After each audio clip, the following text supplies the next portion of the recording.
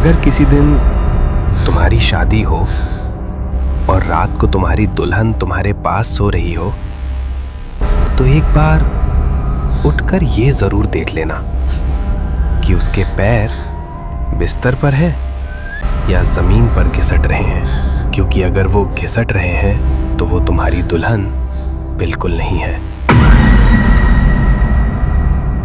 राघव ने कभी नहीं सोचा था कि वो अपनी शादी उसी हवेली में करेगा जहां बचपन में वो एक बार गया था और मौत का साया देख बिना पीछे मुड़े भाग आया था।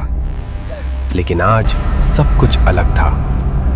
हवेली को सजाया गया था, जहां रोशनी, फूल, हंसी, सब कुछ परफेक्ट था। फिर भी जैसे ही उसने अंदर कदम रखा, उसे वही पुरानी बदबू महसूस हुई, जली हुई लकड़ी और कुछ जो समझ नहीं आ रहा था। दुल्हन काव्या धीरे धीरे सीढ़ियों से उतर रही थी। हर कोई उसकी खूबसूरती देख रहा था, लेकिन राघव कुछ और देख रहा था। उसकी चाल, वो चल नहीं रही थी। ऐसा लग रहा था जैसे कोई उसे पीछे से खींच रहा हो, और एक पल के लिए अचानक उसका सिर उसके शरीर से अलग दिशा में मुड़ा गया। राघव ने आंखें झपकाईं। सब ठीक था, लेकिन राघव अंदर से सहम गया था। शादी की भीड़ में राघव के कानों को बार बार एक ही आवाज सुनाई पड़ रहा था, मत करो ये शादी। शुरू में तो उसने इग्नोर किया, फिर आवाज तेज होती गई, वो तुम्हारी नहीं है। उसने चारों तरफ देखा, कोई नहीं बोल रहा था, पर आवाज अब उसके बिल्कुल पास थी। अचानक मंडप में आग जलाई गई, लेकिन वो अजीब थी।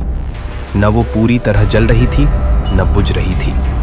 पंडित के मंत्र बार बार गड़बड़ा रहे थे, और काव्या बस चुपचाप बिना पलक झपकाए आग को घूर रही थी, जैसे वो उसे पहचानती हो। जैसे तैसे फेरे शुरू हुए। फेरे लेते वक्त राघव ने महसूस किया किसी ने उसका हाथ पकड़ा है। उसने नीचे देखा, वो काव्या का हाथ नहीं था, वो बिल्कुल ठंडा था और उसकी उंगलियां जली हुई थीं। राघव का दिल जम गया। फिर जैसे ही उसने ऊपर देखा, वो पसीने से लथपथ था हो गया, क्योंकि काव्या मुस्कुरा रही थी। जैसे तैसे शादी संपन्न हुई। रात गहरी हो चुकी थी। राघव को नींद नहीं आ रही थी। तभी हवेली के एक कोने से दरवाजे के खटखटाने की आवाज आई। ठक ठक ठक। वो धीरे धीरे उस तरफ बढ़ा। वही पुराना कमरा जो बचपन में बंद पड़ा था, अब खुला हुआ था। कमरे में अंधेरा था, लेकिन एक कोने में कुछ चमक रहा था। राघव पास गया। वो एक शादी का जोड़ा था, पूरा जला हुआ, और उसके पास एक अध जली चूड़ी, जैसे किसी ने आखिरी वक्त तक उसे पकड़े रखा हो। कमरे में लौटते ही अर्जुन हक्का बक्का रह गया। काव्या बिस्तर पर बैठी थी, लेकिन उसका चेहरा घूंघट के अंदर नहीं था।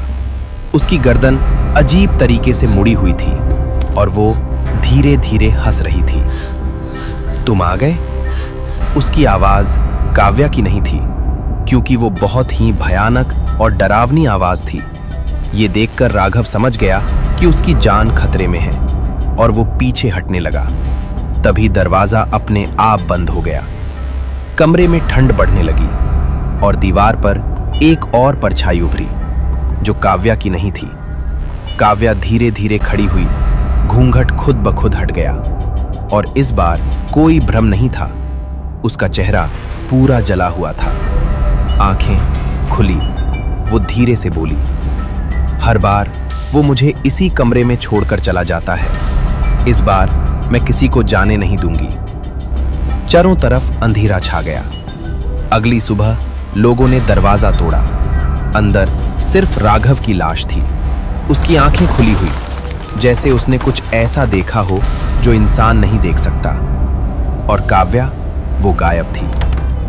आज भी उस हवेली में रात को किसी दुल्हन के पायल की आवाज आती है, और अगर वो तुम्हें देख ले तो अगली सुबह तुम्हारी शादी नहीं, तुम्हारी मौत होती है। दोस्तों, अगर इस कहानी ने आपको सच में डरा दिया हो तो इस वीडियो को यहीं खत्म मत होने दीजिए। इसे अपने दोस्तों के साथ जरूर शेयर करें। क्योंकि कौन जाने अगली कहानी किसके साथ जुड़ जाए। और अगर आप ऐसी ही और खौफनाक, दिल दहला देने वाली कहानियां सुनना चाहते हैं तो अभी इसी वक्त चैनल को सब्सक्राइब करें, क्योंकि हॉरर रेव पर हर कहानी सिर्फ कहानी नहीं होती, वो एक अनुभव होती है। तो मिलते हैं आपसे एक और नई कहानी के साथ। तब तक के लिए जय श्री राम।